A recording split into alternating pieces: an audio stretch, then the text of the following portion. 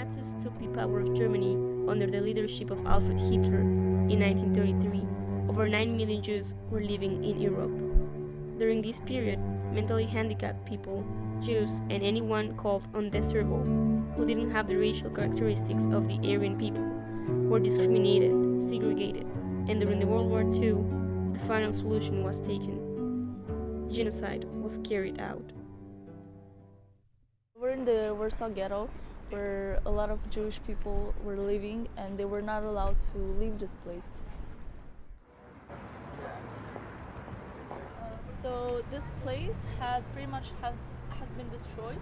The only buildings that are left is this one, this big building right there, and the church over there.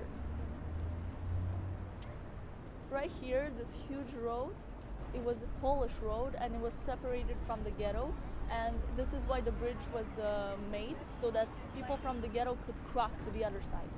Now the only thing that is left are these columns that symbolize the place of the bridge.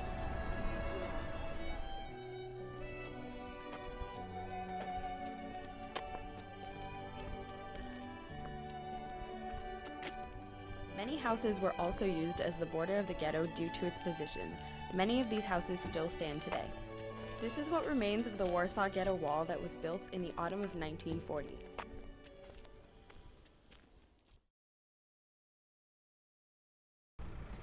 We're gonna go visit Schindler's Factory Museum.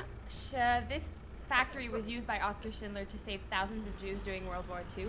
Although the building itself is original, the factory inside is now a museum about Krakow and Poland occupied by the Nazis.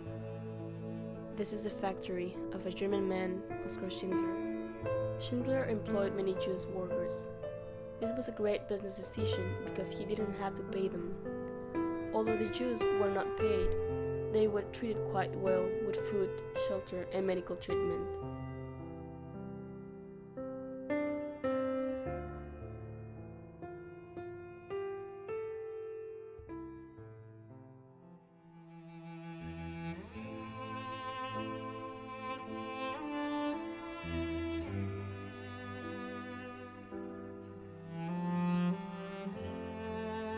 Because of Schindler's factory, 1,200 Polish Jews were able to survive during the Second World War.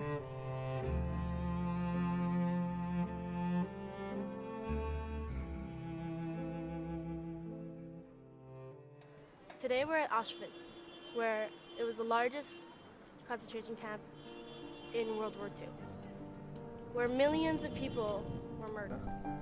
Arbeit macht frei, meaning work will set you free. This is the entrance for Auschwitz I. Around 1.1 million people were killed in this camp. This is the place where they would hang people in order to establish fear among the prisoners.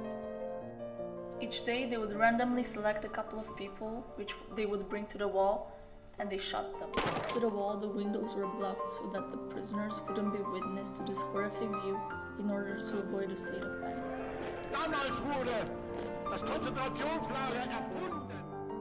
In this building today we can find pictures of the victims and also their belongings.